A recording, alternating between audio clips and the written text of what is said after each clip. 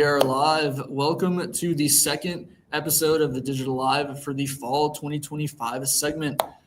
We are here. I'm Zach. I'm hosting the field. I'm a field manager here at the Digital Summer Clinic. I'm hosting tonight alongside my co-host Lale Walker.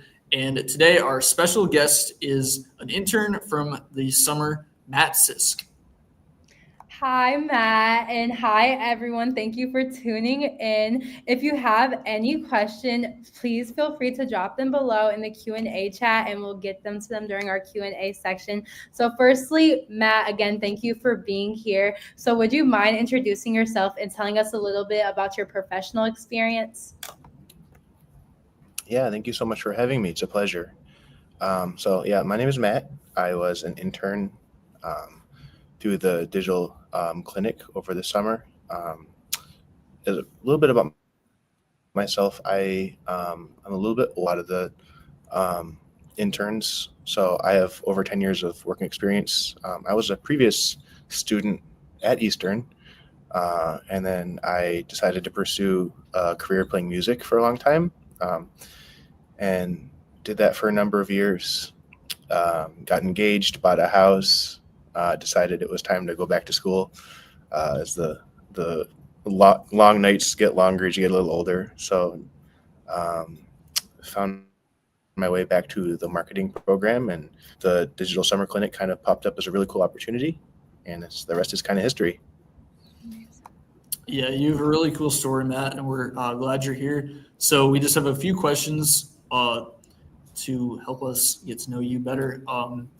And trust me, we're gonna get to that music background. It's very, very cool, and we're gonna dive into that. But yeah, our first question is: I know you and I worked together at Advita this summer, but our first question is: what projects did you work on at Advita this summer, and what was it like working with a startup company? Yeah, so there was a good number of projects. One thing about working with a small business or a startup is that you really kind of get to take the reins of every aspect of whatever field you're affiliated with, in our case, marketing. So we did everything from researching competitors, trying to get information about our clients to build a better customer profile, managing social media like LinkedIn. I know that was something that you particularly were able to take the reins on. Google Ads was something that had kind of been neglected for the company. So we were able to take the lead in creating a new campaign there, which we were able to get off the ground during our time. Really, there was a lot of stuff working on content for their email campaigns, creating surveys, again, to get feedback from their customers, their clients, to try to, again, see what's important to them and how to improve their products and just move the company forward and provide value and sell stuff. Okay, that's cool. It sounds like your company really kept you guys busy this past summer. So could you tell us something you learned while working with them and something you learned from the Digital Summer Clinic? Like, how did your mentors help you? So the mentors were a godsend, honestly. It was just, startups can be a little chaotic. And by a little chaotic, I mean they can be very chaotic. So having people to just vent to when you feel frustrated by something, or you don't know exactly what to do, or just get a little bit of guidance in the right direction, can be extremely valuable during the internship experience. That's to speak to the mentorship part of it. I think a combination of their feedback and just my own experience taught me a very valuable lesson about just taking the reins. And even if you don't get a clear answer as far as what the best direction to go is, if you have maybe a lack of direct leadership or direction from management at your company, or if there's conflicting directions from different people or from the same person, which does happen, you can simply take it on yourself to just try something and come up with an idea, come up with a proposal. And as Bud would often say, there's not much you can break that can't be fixed. Yes. It's always better to try something, even if you're not successful at first, than to do nothing. because no one wants to look at an intern and just see that they're not trying anything. That's the worst look you can have. So I think that knowledge is something that I took away from the internship, and I'm definitely going to carry forward into future opportunities. And I think I already use it in my life right now. Yeah, absolutely. And I love what you said about just making sure the ball is always moving forward. Like Bud also says, like, as long as you're taking a step and moving forward, like you're doing something right. Just don't get stuck, you know. And I feel like that's very like you said, it's just so important to learn as an intern that the best thing to do is just keep going. Just even if it seems rocky, just keep going. And I think you demonstrated that perfectly with Advaita. Us as a team, we just never stop persevering, even when things were conflicting and kind of crazy at times among leadership. We just kept moving. So I think that goes so far in like the workplace, you know, as interns.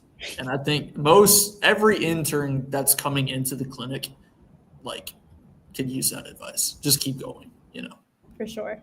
Yeah, and in particular, the situation that we walked into, I know you're vividly and emotionally aware of all this, was a little bit extra chaotic because the CEO of the company had a double booking of a 3-week vacation that overlapped with the start of our internship. So that made him largely unavailable for almost like the first third of the time we were there.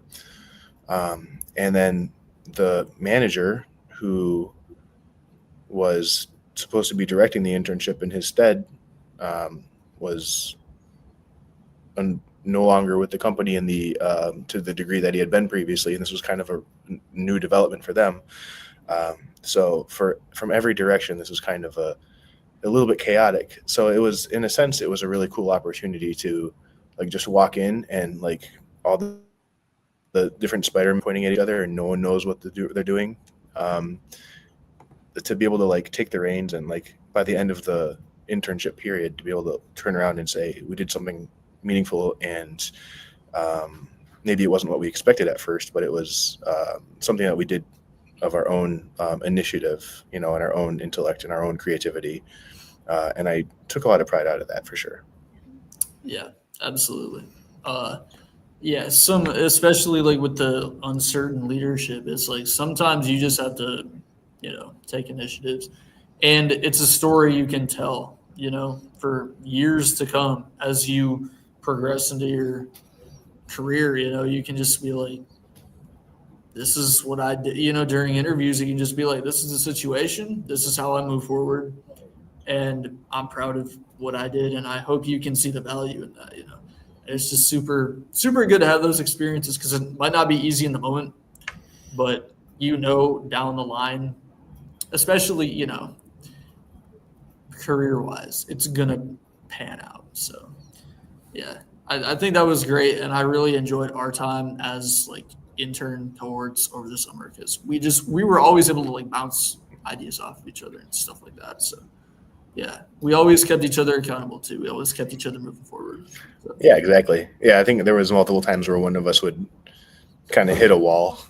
Yeah. And the other one would be like, okay, let's just take a step back or move on to something different and come back to this later. It was like, I think, a good strategy.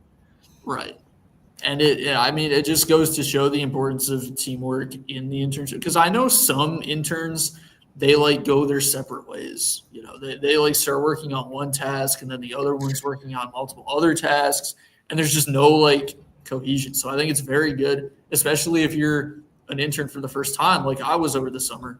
Like, it's good to have those other people you can like bounce off of. So I agree, because me and my partner, we were working on 2 different things. I was more on social media and graphics, and she was doing more community outreach. But it definitely would have been cool to get to like collaborate on some projects together, because that definitely helps like branches ideas. Yeah, for sure. All right, so that was Advaita. Now we want to move into question number 3. Matt, this is just a very cool thing that not many other interns can say they've done. So our question for you is, tell us a little bit about your musical background and your experience and your career up to this point and how you got from music to marketing.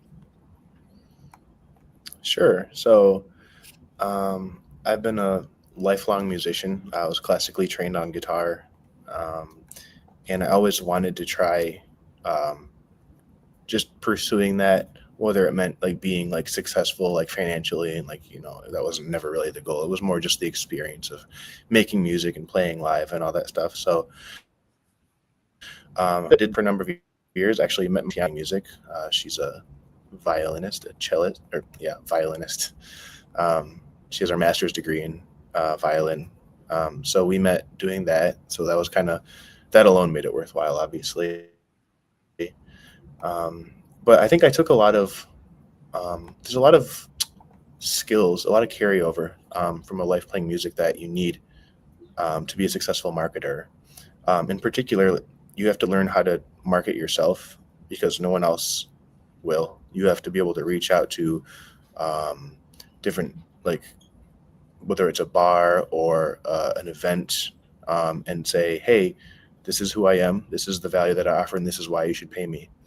And that really is the essence of marketing. You have to be self-confident, and you also have to be able to follow up and deliver on what you promise, which is a big part that I think people forget, is that you have to provide the value. It's not just about making promises. That's the difference between being like a shifty used car salesman and being a true marketer, is the value that you offer. And I think as a musician, it's not just about being talented. It's not just about going to rehearsal. It's about having value that you offer to people through the sound waves and what they get to see when they come and enjoy some. They're spending a weekend night with you, and they expect to be entertained, and that there's a ton of carryover. And I think that everyone should learn music, learn some kind of music, learn to play something, just because it helps you think more abstract and be creative. So, and we know in marketing you do have to do that a lot too. Yeah, absolutely. I never even thought about that parallel, but now that I'm hearing it from you, I'm like, that's great. Like, you absolutely have to market yourself in music and then again in marketing. Like, you're not just, jobs aren't going to apply out of thin, or jobs aren't going to appear out of thin air. You have to apply to them and go to network and know everybody. And, you have a very good sense of doing that, So you'd probably attribute a lot of that to music, which I think is just very, very fascinating.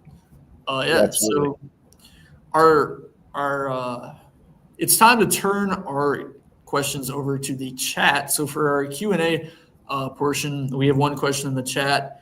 It's from Zach's Tiki Bar. What is your favorite instrument, Matt? Obviously, I'm really biased because my primary instrument is guitar. So I think my favorite individual instrument in the world is my PRS SE, which is just a really cool guitar that I picked up a couple years ago. It just makes a sound that I've never been able to create with any other instrument.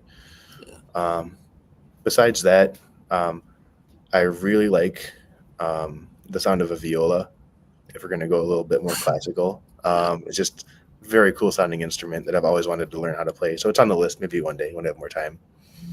Yeah, that's very cool. Okay, I have a question. So what was your favorite song to perform? Like, was all your music original or did you do any covers? I've done some original, a lot of covers, because people like to hear songs that know. That's kind of a lot of that sentimental value. My favorite song to play live, I think when I got to do songs where it was a violin and a guitar playing together. So like a lot of like, oh my gosh, I'm gonna blank on it. Give me 1 second, I'm gonna find out. Well, so basically it was just an opportunity for me and my fiance to play together. That's so we're actually, one that I'm looking forward to doing, I'm just trying to talk her into doing it because we're both busy, is gonna date myself a little bit, but Yellow Card, if you guys are familiar. Oh yes, I know Yellow Card. Southern Air, or one of those songs by them, Breathing, where the guitar and the violin playing together. Okay, cool. I would love to convince her to do that one day. So Okay, awesome. That's super We'll cool. get us back on stage, and I'll send out an invite. Yes, I can't wait. For sure. We will be there. All right. So, just before we wrap up, a big thanks to Matt for coming on, taking the time to do this. Just wanted to say thank you to everybody who joined our digital live today. Yeah, and be sure to stay up to date with our digital lives throughout the fall. Our next one is October 7th, and it starts at 5:30 p.m. So we can't wait for you guys to tune in. All right. See you guys Bye. then.